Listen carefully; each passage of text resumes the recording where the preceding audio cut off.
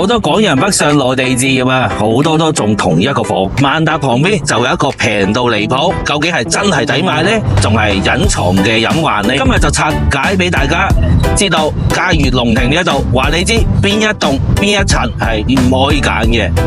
喺大灣呢一度最易俾我哋港人忽略嘅樓盤，步行500米啊就可以到我哋嘅萬達廣場。戶型嘅使用率咧高達95%啦 ，first payment 僅需要1.5%，但佢仲有2個致命嘅缺點啊！90%嘅港人咧買樓都睇漏眼啦。港人北上咧，你自住之餘又想保值啊？嘉裕龍庭呢一度樓宇之間嘅差價咧就唔算好大嘅啫，但居住體驗咧就天同地比啦。到底點揀咧先可以避過噪音、避過貶值，輕鬆轉手喎？Boom boom boom boom boom boom boom boom boom boom boom boom boom boom bada boom bada boom bada boom bada boom bada boom bada boom bada bada bada boom boom boom boom boom boom boom boom boom boom bada boom bada boom bada boom bada boom bada boom bada boom bada bada bada。Hello， 歡迎翻到我哋嘅左鄰右里 channel 啊！我係節目主持人 Ricky 阿澤。今集咧就專門講俾北上大灣置業嘅香港朋友聽啦。好多港人買內地嘅樓啊，最怕資訊唔清唔楚，知啲就唔知啲，只睇價錢，忽略晒所有嘅隱患。入住之後先發現個物業差啦，冷清難轉手，咁噪音灰塵問題多多，咁真係頭都大埋啦。內地同埋香港嘅樓市邏輯肯定係有差異嘅。香港咧就重地段同租金，內地咧就睇重嘅係自住嘅體驗、流通性、小區管理、教育配套同埋後期嘅維護啦。今日我就以港人嘅視角拆解一下萬達旁邊呢一間有性價比嘅現樓嘉裕龍庭。如果你想輕鬆上車揀現樓，近商圈嘅、近深圳嘅，兼顧自住同埋資產保值嘅，呢一條片一定要睇落去，幫你避開所有置業陷阱。首先講大家最關心嘅地段，嘉裕龍庭呢度坐落喺大灣萬達核心圈裏邊，步行500米直接到達我哋嘅萬達商場，配套成熟，日常起居聚餐購物完全唔使憂。小區一共有15棟樓宇，目前主力清盤嘅係4、5、6、7、9棟，差唔多賣晒噶啦。好嘅樓層、好嘅靚嘅方向都賣晒，下一個月又加推埋個10棟清埋佢。一齊逐棟分析一下，4、5、6、7棟咧就位於社區嘅中軸。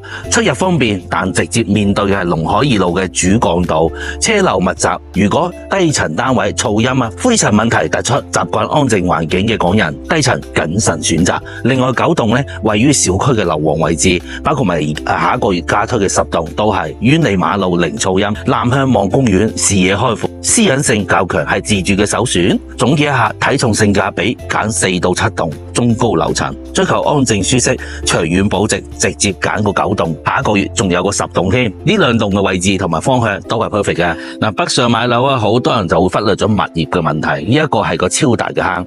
香港物業直接影響樓價，內地都一樣嘅咋，更關乎於幾十年居住體驗同埋日後嘅轉手。物業費就2蚊1平米，對比周邊嘅同等次嘅小區咧，收費個人認為有啲高咯，服務真係麻麻㗎咋，園林打理同埋公共區域保潔維護都做得唔到位，物業響應有啲慢，好多細節我哋可以睇得出嘅，包括埋我啱啱經過就睇到呢個位置個指示牌。當然啦，肯定有人做過先會有咁嘅警告牌㗎啦，邊有喺花園裏邊自己種菜咁過分嘅事情啊？咁肯定係有發生過先會插咁嘅牌。咁物業管理到唔到位，真係因人而異啦。樓盤樓齡咧就已經5年左右㗎啦，之前開盤多數係外地業主入手，入住率就明顯係偏低㗎啦。咁導致於臨街嘅底商大多數都吉住，社區氛圍較弱，直到而家先至確定清盤出埋啲貨尾，全部係現樓嚟㗎，零爛尾風險。好與唔好一目了然，好係現樓穩妥，入手價低，唔好係小區偏舊物業麻麻，社區人氣不足，絕對係唔適合追求高端居住品質嘅朋友仔。嗱，跟住嚟講下個賣樓嘅關鍵啦，講清楚所有政策俾大家知。交付標準全部單位係原生為清水房，可自由選擇清水房收樓或者 upgrade 個精裝俾大家，唔強制捆綁嘅。最新嘅售價係清水房售價7200蚊到8200蚊一平米吓。咁如果係尺價嚟講就669蚊到762蚊一尺。價錢嚟講咧，同埋個樓層戶型而變動嘅。咁包括埋我哋而家如果帶埋精裝修俾大家嘅，額外加收到900幾蚊一平米。硬裝嚟講性價比係十足噶。OK， 講我哋嘅專屬優勢，上車門檻咧就比較親民，資金安排更加靈活，起碼咧唔會過度咁使用我哋嘅流動資金啊。全現樓發售，即買即驗收辦證噶啦，徹底避開嗰啲期樓爛尾啦，延期交樓嗰啲風險，完全避開晒。流動總高度28層樓高，2梯4伙俾到大家，梯戶比較舒適，居住密度咧還算 OK 咯。整體樓間距咧就算開闊噶啦，大家可以睇下。9棟視野係最靚仔嘅，嗱呢一個9棟咧後邊全無遮擋，包括下個月加推嘅10棟樓宇，望出去真係全無遮擋。OK， 我哋由我哋花園部分行翻上嚟樓上呢個單位睇下，第一套示範單位89平米。咁啊，首先我睇下個積先，89平米佢係做到3房1衛嘅吓，但係佢而家個示範單位咧，佢係間過晒啲位置，係睇唔出咁樣。正常我哋交付係南北通，係雙露台嘅做到，咁佢間開晒個露台俾佢 cut 咗，因為我哋向北呢邊嘅露台嚟講咧，就係馬路邊，佢係嫌噪音得滯，所以就間開咗啊。因為佢哋接近我哋嘅龍海二路，真係比較近。大家可以睇下，呢度就係龍海二路。咁啱啱我片頭嘅時候介紹過啊，係噪音係有多少影響嘅，特別低層位置。咁啊，首先入到嚟位置，我哋睇到個緊廚部分，廚房咧係唔係好大嘅啫啊，足夠使用啦叫做。咁啊，平時啊自己2個人住嘅情況下，煮啲簡單啲嘢都 OK 嘅。咁啊呢邊本身係間房仔嚟嘅，佢打開咗。正常呢邊係間房，呢邊咧就係個成個餐客廳個位置啊，打樹嘅樹廳。咁啊呢邊係雙露台啊，呢邊係向南，呢邊係向北嘅一個露台，南北通嘅雙露台設計。咁而家呢一邊嘅露台咧，佢係 cut 咗，將個餐廳位置啊 cut 咗，咁啊變咗間房仔。因為正常嗰位置係露台嚟噶，露台望出外邊咧就係馬路邊，咁啊噪音就肯定有影響噶啦。咁啊示範單位度咧就做咗就成間房密封晒，就望出外邊。而家呢個鐘數就少車啲咯，如果正常落班時候啊，包括埋節假嘅時候，真係車水馬龍嘅，噪音係一定有影響嘅。包括低層嘅地方啊，馬路車多嘅話，自然灰塵就會多噶啦。咁而家變成成個廳咧，就變咗個小環廳嘅設計。咁包括埋露台出去咧，接近成5米幾，接近6米噶，真係嗱88平米啊，做到接近6米嘅露台都算 OK 噶啦。咁我另外休息區部分咧，我哋仲可以睇下另外2間房仔。咁呢間房咧就有可以通出外邊嘅露台嘅。咁房咧佢做咗呢個就唔啱啦，因為正常個床嚟講米半床2米嘅長度係足夠嘅，但係如果咁樣嘅話，真係 BB 仔先瞓都得。咁另外一間咧就呢一邊係個客位部分啦。客位嚟講，我哋裏面乾濕分離嘅位置足夠晒使用噶，佢個設計嘅話，咁啊嚟到呢邊，佢將個主人房位置啊，裏邊做咗一間多個洗手間，佢正常交付係得嗰個洗手間啫，佢可以做到雙衛俾大家嘅吓。如果想要做到3房2衛嘅話，呢個 idea 可以值得考慮嘅。咁啊，成個主人房嚟講吓，我哋米8床足夠晒噶，望出外邊裏邊嘅花園部分，有高啲樓層嘅話咧，喺中間斜對面咧就望出去都可以睇到啲山景嘅。咁啊，兒童公園睇唔到噶啦，我頭先我片頭講話可以睇到兒童公園係9棟嗰度啊。咁我接近馬路呢一邊，而家暫時係得翻呢個細積嘅單位，88平米做到3房1衛，你可以做成2衛都得，都有位置可以俾你設計嘅。咁呢個單位嘅話，我哋都係7200蚊嘅清水房啊，高都唔係高好多噶啦價錢，因為係價錢比較貴啲嘅就係9棟嗰邊，接近裏邊靜同埋景色靚，所以佢價錢會相比貴啲。咁啊，我哋呢邊嘅話就7200蚊到，相差會高少少，高樓層啲可能多100-200蚊到啊。咁啊 ，first payment 我哋係1.5%，每月供嘅話咧都係2-3千蚊到嘅啫。咁啊，需要到我Ricky 可以計翻條數俾大家睇啊。繼續去隔離9棟嗰度睇睇先，我哋睇完個細積單位啊，咁啊睇翻另外2隻積。呢度咧就係我哋屬於係9棟樓宇，咁啊我哋係景觀各方面肯定係靚仔好多噶啦。咁啊先睇個細積單位先。時90平米969尺嘅單位啦，做到咧就3房俾大家。入門口位置係屬於係半贈送嘅形式俾我哋噶啦。咁入會嘅位置我哋可以做翻個茶室或者雜物房都 OK 嘅。入翻去裏邊之後咧，我哋睇下成個餐客廳嚟講咧，望出去向南嘅視野非常之靚仔噶吓。咁啊採光啊通風嗰方面啊真係 perfect 噶啦。9棟樓宇而家剩翻嘅90平米呢一隻，會得翻2套到。咁啊只有我哋期待嘅隔離嘅10棟樓宇。咁一陣間我會帶大家睇下10棟嗰個位置嘅，同9棟係一樣咁靚仔嘅吓。咁啊轉翻過嚟呢邊我睇下個餐廳位置啊，緊廚部分啦，裏邊嘅廚房咧 L 型嘅設計，咁啊冰箱咧個位置擺落太窄啦，擺外邊啦。咁啊個生活露台仔，洗衣機係擺喺夠位嘅。咁望出外邊，前面個位置就萬達，夠唔夠近啊？側邊有個門口出去行過去都唔使500米添啊！我哋嗰正門過去就500米，呢度過去都唔使500米，非常之近啊！咁望出去就可以望到個萬達噶啦。咁呢個位置嚟講咧，我哋成個積嚟講90平米做到3房俾大家。嗱一圍吓，佢個唯一唔好嘅就係得翻一圍啫。90平米做一圍嘅話，而家啲少噶啦，因為90平米好多做到2個衛生間俾大家噶。咁我哋而家首先第一間房仔啊，咁啊裏邊而家示範單位做咗一張標準嘅米半床，咁啊唔同好多示範單位係做短啲嘅嗰啲，就標準嘅可以睇下呢個位置真係啱啱夠用咯。咁衣櫃嗰啲咧就有啲面牽強噶啦。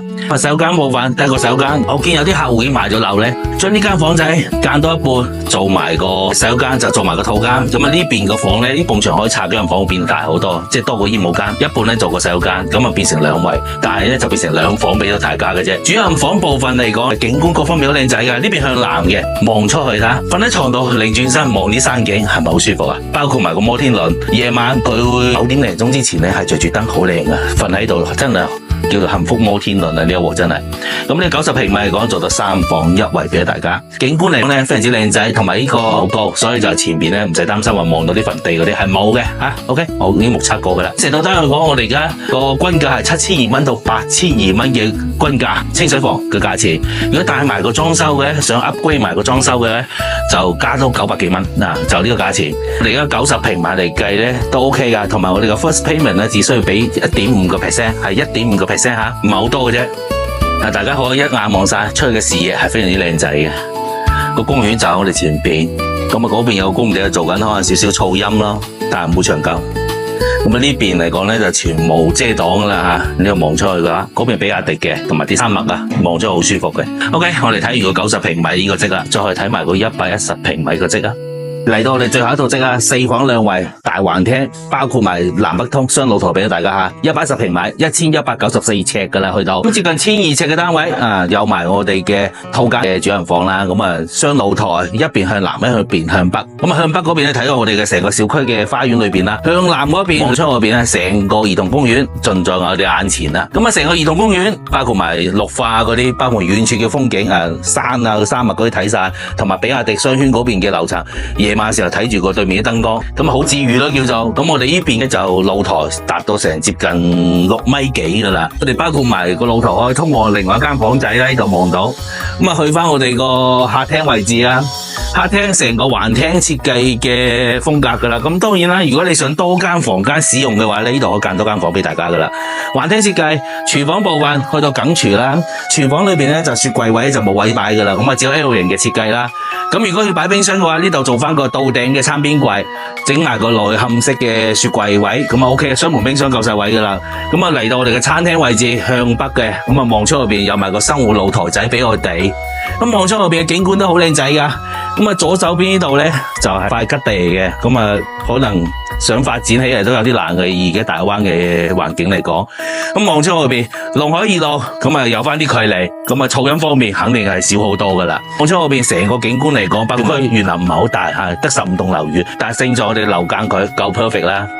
咁嚟到翻我哋休息區部分啦，講嚟有3間房俾到大家噶啦，包括埋右手邊呢度咧就個客位，光收分離嘅位咧就足夠晒使用噶啦。咁啊呢個位置頭先我哋喺露台睇到啦，入嚟裏邊有間房，方方正正向南，咁啊採光各方面都靚仔噶啦。第3間房仔嚟講咧，呢間房 OK， 咁啊睇晒裏邊咧就成個空間感 OK 噶，米半床足夠晒擺。咁啊嚟到最後我哋主人房套間設計，洗手間部分個位置都足夠晒大嘅真係，咁啊光濕分離個位置夠晒位啦。咁啊主人房米8床啊，衣櫃啊都有位置擺，OK。咁望出嗰邊都係向南嘅，成個房嚟講咧，佢成個窗啊夠晒闊落啊，望出去景觀真係成幅畫嘅。到現場睇更加唔同啊！咁我哋依一套單位嚟講，肯定價錢會高少少啦，可能接近就係8200蚊嘅清水房交付。咁包括埋樓層高低嘅影響啦，可能低啲樓層嘅話咧就會平啲，價錢會靚仔啲。但係我個人認為咧，就你要選擇翻高少少啦，都唔爭咗幾百蚊啦，係咪？咁啊呢邊嘅話，我哋如果帶埋個裝修，想 upgrade 埋個裝修嚟講咧，就加到900幾蚊嘅啫。OK， 我哋嘅 first payment 咧就係 1.5%， 咁包括每個月供咧可能得幾千蚊嘅啫。啱嘅，記得就揾翻 Vicky 我哋計翻條數啦。嗱，啱啱我哋係上去睇晒啲示範單位啦，3套即俾大家睇。咁我而家帶大家去睇下個10棟樓宇度下個月加推嘅單位，就睇一套清水房嘅。咁啊視覺上肯定冇咁靚仔，但係我哋可以睇下啲景色。我哋電梯上翻嚟呢度啊，佢一樣都係28層樓高嘅。咁啊2梯4伙俾咗大家，呢兩邊都係屬於大積單位嚟噶啦。咁另外嗰邊就係屬於細積啦。大家頭先都睇咗示範單位，嚟到呢一邊咧就111平米噶啦。咁呢套單位嚟講咧，一樣做到4房嘅。而家就係清水房交付就係咁嘅樣。我交付嘅時候咁樣，只要你選擇翻大精裝修個價到900零蚊就可以帶買噶啦。10棟樓宇咧，我哋而家嘅價錢可能要下個月頭先可以公布出嚟。咁嚟到你呢邊啱啱入門口嘅位置。睇到裝修靚仔好多，而家睇上去好似好到3800個係嘛？但裝修出嚟嘅效果就肯定唔同噶啦。咁首先睇下我哋嘅餐客廳呢個位置啊，南北通噶，其實最靚仔就係呢個位置噶啦。嘉耀龍庭呢度咧，佢最靚仔就係呢個景色，望出去嗰度咧就公園嚟噶啦，兒童公園。幸福摩天輪就喺我哋前邊，夜晚嘅時候佢有嗰啲燈光秀嘅，咁睇上去景觀好靚仔。如果係天氣好少少咧，真係睇上去成幅畫咁嘅前邊，好靚仔。望翻入嚟呢個位置啦，嗱，呢度係間房嚟嘅，咁呢個係餐客廳啦，呢個位置係嘛？呢邊嘅窗口係望北嘅，我哋啱啱後邊望公園咧就向南嘅。呢邊向北嘅位置咧就望出我哋嘅小區園林啦，下邊泳池，包括埋個羽毛球場啦、籃球場啊，呢度全部有齊晒嘅。樓間距都算 OK perfect 啦。嗱，樓間距望出去對面，私隱性提高唔少。咁我哋選擇其實要安靜嘅就選擇呢個9棟同埋呢個而家現時我企嘅位置嘅10棟樓宇，起碼對嗰個龍海2路嘅主幹道係遠咗好多。個噪音咧，我而家企喺露台呢度，啲車經過係聽唔到嘅。OK， 咁啊呢個正門口，我哋正正對住正門口噶啦。咁啊嗰邊咧就萬達，我哋啱啱過一頭個位置萬達，係望到萬達，所以我哋步行出去就500米就可以到萬達商場噶啦。包括埋我哋馬路嘅正對面嗰位置有 tennis， 即係我哋網球啊，可以打網球噶，好靚仔。咁整體嚟講，我哋嘉耀龍庭呢個位置咧，成個地理位置係 OK 嘅，始終係近萬達。咁而家近萬達周邊嘅價錢嚟講都係頗為之高嘅，但係佢而家按翻呢個價錢嚟出售嘅話咧，係性價比算高噶啦。我哋嘅客位置，咁呢個係第2間房，嚟到呢邊係第3間房、第4間房，右手邊第4間房，佢度做到係3個套間嘅，睇唔睇到？OK， 嗱呢度有一間套間，包括埋隔籬嗰個主人房又有一間套間，總共做到3間套間俾我哋使用 ，OK 噶。最後咧就同大家總結一下核心嘅優勢。咁啊純現樓啦，無爛尾嘅風險，置業咧就肯定安心噶啦。緊鄰萬達嘅商圈，配套成熟啊，唔使等啦。超高得房率啦，大面積嘅贈送，實用性係直接拉滿嘅。入手門檻友好，總價咧就親民，資金安排靈活，全齡段嘅教配套，保值啊專手啊都係有保證嘅。咁啊9棟遠離我哋嘅主幹道，安靜宜居啦，即視野係絕佳噶啦。跟住嚟講下我哋嘅客觀嘅缺點啦，樓齡5到6年噶啦已經，外立面咧就偏舊噶啦，早年吉置嘅單位係比較之多噶啦，社區氛圍平淡啊，底商就冷清，得翻1、2間士多嘅啫。物業服務咧就係麻麻噶啦，追求高端嘅管理咧就謹慎選擇。4到7棟嘅樓宇，低層易受馬路嘅噪音同埋灰塵影響，選擇嘅話需要避開。OK， 講翻我哋港人專屬嘅揀樓建議啦，預算有限啦，睇重性價比嘅選擇4、5、6、7棟中高樓層啊，清水精裝任選。長期家庭自住嘅，追求景觀靚仔嘅，視野開闊嘅，舒適嘅吓，考慮9棟，包括埋而家嘅10棟呢個位置，中高樓層以上。純粹係周末度假嘅，入手中小戶型都係可以嘅。長線持有啊，計劃日後轉手嘅，優選係9棟同埋10棟嘅精裝單位。OK， 最後同大家總結一下啦，咁啊嘉耀龍庭度啊，唔係我哋新潮嘅網紅新盤吓，係啊，但係咧就大灣萬達片區呢一度咧就港人輕鬆上車、穩健抵買嘅現樓清盤嘅盤。咁啊樓盤缺點啊一目了然啦，只要選對我哋嘅樓棟樓層就能避免我哋中伏啊。而地段實用率現樓安全，然之後係上車門檻咧友好嘅幾大優勢，同樣價位嘅樓盤好難嚟替代。北上置業切忌係跟風貪新啊，實地睇盤認清利弊先至係理性嘅選擇。想了解實時嘅報價嘅話咧，剩餘單位港人專屬置業方案更加多避免中伏嘅技巧。留言俾我啦，我帶你哋實地睇盤。最後記得點翻個免費拉支持下我啊！今日拍條片啊，又淋雨又日曬雨淋咁樣，真係幾辛苦呢一排。呢一排溫度比較之高喎。咁啊點翻個免費拉支持下我啊！最後記得 subscribe 埋 channel 啊，隨時 follow 我嘅 channel 啊！咁啊下期見，see you。